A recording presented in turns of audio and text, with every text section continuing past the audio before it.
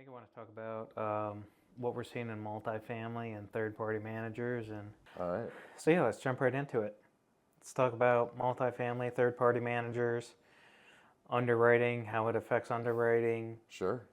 So this episode, let's what just you're do it. seeing with people selling, and I guess what we think is going to happen in multifamily. I've been hot on this recently.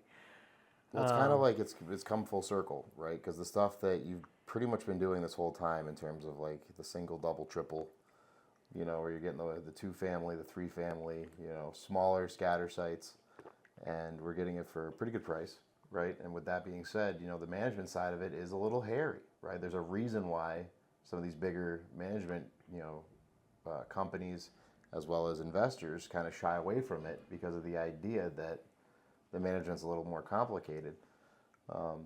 Yeah, I think people underestimate the small multifamily. I say that all the time. Even the 10, 20, 30, basically everything under 50 is underestimated. And Yeah, I think there's definitely money to be made on those deals because you're not competing with the big boys. yeah, But regardless of the deal size and who you're competing with, managing your own properties and treating it like a business, I think is very important, especially right now where we are, because people are paying top dollar for the multifamily and they're underwriting very aggressively in multifamily. And third party property managers are not managing aggressively in top sure, tier. So I think we're in a spot right now where people that are using the third parties aren't hitting their numbers, aren't hitting their goals, and they're basically going to be selling because of they're underperforming. sure.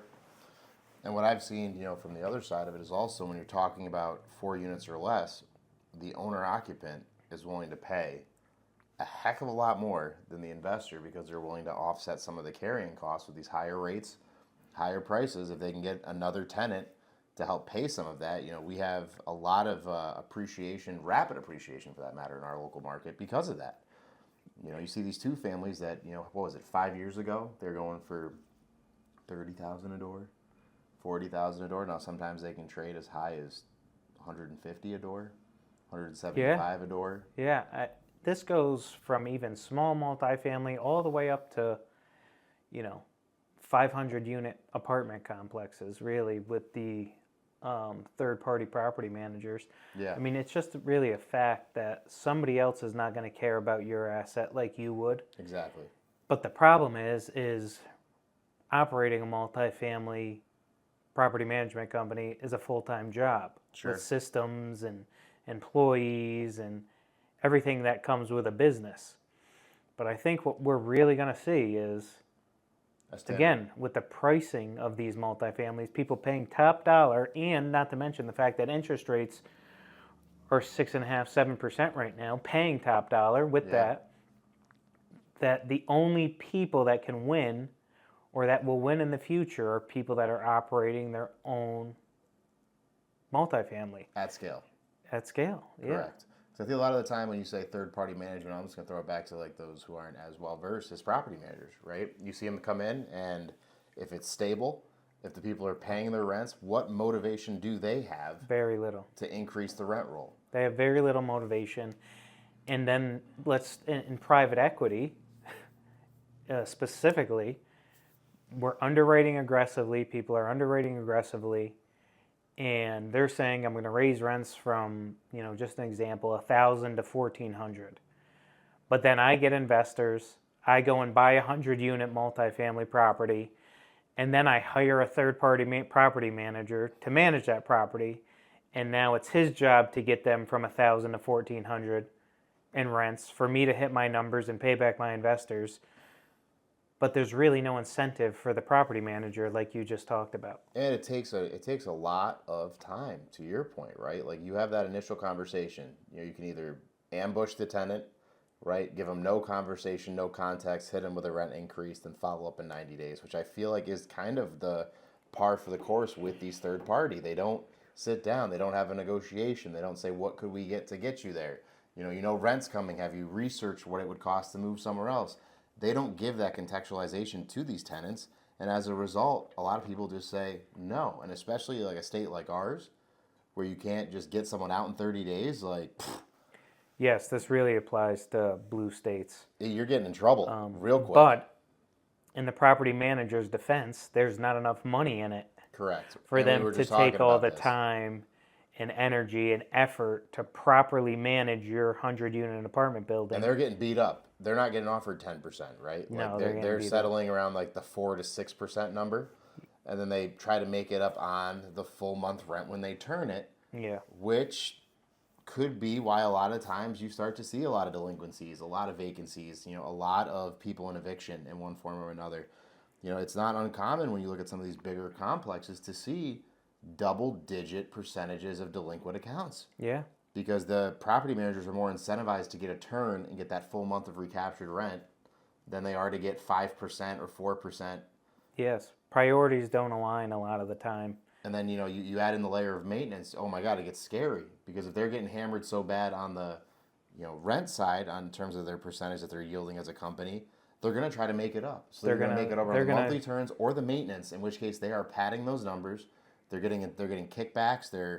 It's a very slippery Some type slope. of stealing, yeah. So the property managers are going to make it back somehow. Or they're just not going to do a good job. They're going to do the bare minimum to get it done. Correct. And they're going to keep their rents low.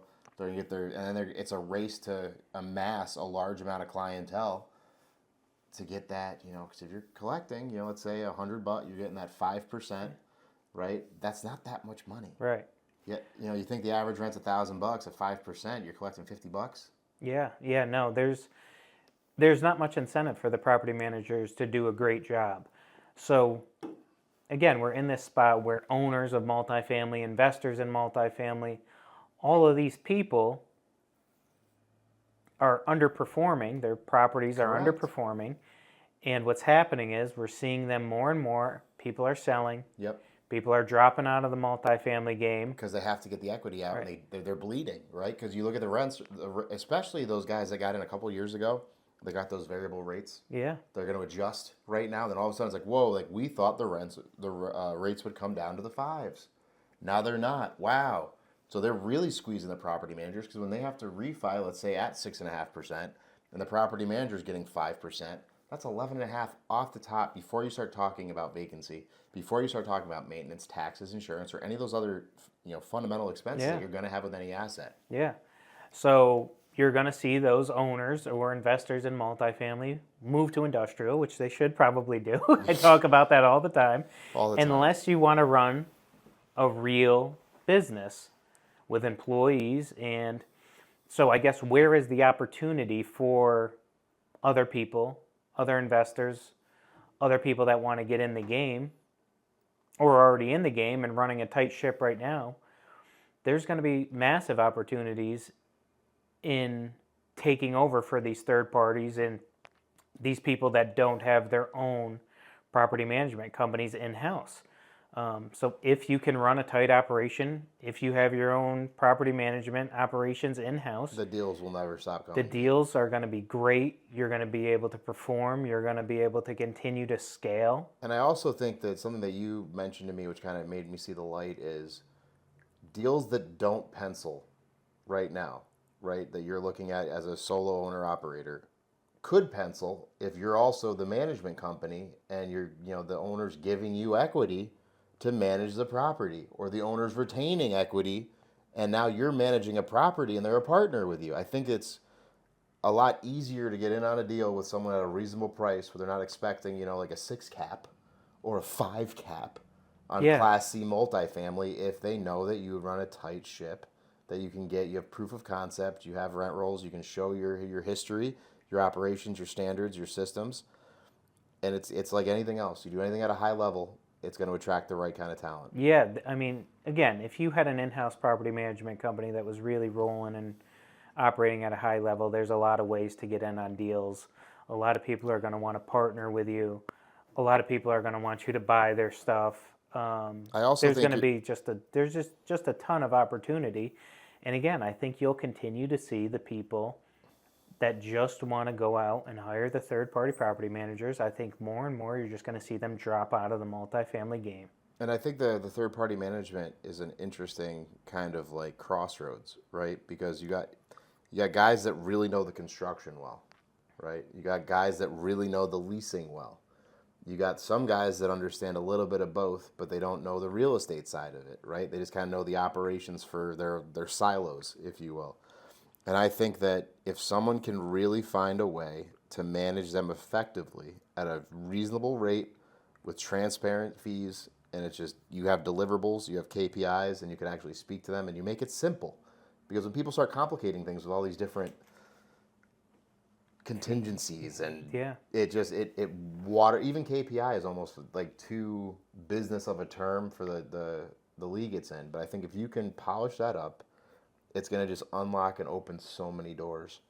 Because even I think about even contractors. If you're the guy who's managing a lot of apartments, especially if they're not Class A and B, right? Especially if they are Class C, they're going to need work. So it's going to come down to what contractors do you have on staff, what contractors do you have in your book, in your network, your vendor list, and how well do you pay them? It's all a reflection of that management company. I mean, time and time again, Chris, how often do you look at someone's books when we're looking at an asset, and you start looking at the expenses, Every day. and then you start looking at the maintenance, Yeah. and then you look at the day. capex, and you're like, oh my god. Yeah, I mean, we're looking at properties where the property manager is just not managing it well every single day. But in our case, we got the property management in-house, so it provides a big opportunity. I guess there could be a little pushback and say, oh, come on, Chris, come on. There's got to be some good property managers out there. Well, let me tell you what's happening to the good property managers. They end up buying their own properties Bingo. and then just managing their own properties. And then if Or they raise OPM and they get funded Right. and then they go buy, yeah. or the good property managers only will manage their properties and other Class A properties that they have that are super easy to manage, right? So, and eventually even those, they're going to drop and continue to manage their own stuff, buy more and manage their own stuff, right? So, again, more and more I'm seeing that, the people that can't operate themselves are going to drop out. Good property managers, ton of opportunity in multiple different ways. I heard something interesting the other day when I was interviewing local property managers around here, just to keep myself familiar with what's going on. A gentleman said, if someone has a paid off asset that they bought a long time ago, they don't care about paying 10 to 15% if everything's taken care of. And I thought that was an interesting idea because I was like, you know what, it's definitely perspective based, right? Because you look at these younger people, you look at those people that still have debt, that need to access that equity. Well, again, you're talking about it's a percentage, and the percentage of the property management goes down as the unit gets bigger. Because if you're talking 10% of a 500,000, it doesn't make any it's sense. a lot, yeah. But if you're So talking about, again, you're probably that Sure. person's probably talking about more of like a 10 unit or a 20 unit or something like that, because That's still a lot of 10% of money. that doesn't make a still a lot lot of of money. sense for a property manager or for an owner or investor to really hire out. But it starts to make sense around 5-6%. And when property management companies do come in very low, you have to ask yourself, why, is this person qualified? Did I vet them properly? Again, is it possible that you can get a good property manager? Yes, it's possible. Again, referrals, you got to really vet them. I also think it's important to define like what they're actually going to handle, right? Like if you're going to do your own turns, if you're going to do your own maintenance, and you just need someone to collect rents and do bookkeeping, maybe it is a lower fee. But if you want someone that does the full Monty, it's like the less headaches you have, the more you have to be expected to pay. And when you don't, you should be at least aware that you're going to be paying it one way or another. Yeah. Yeah, so I guess, just to wrap this one up, there's huge opportunities if you want to have in-house property management.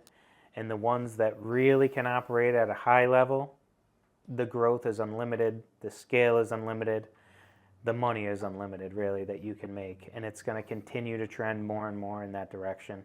I agree. Well, That's thanks it. a lot. That's Good, it. quick episode. That's it. Super fast.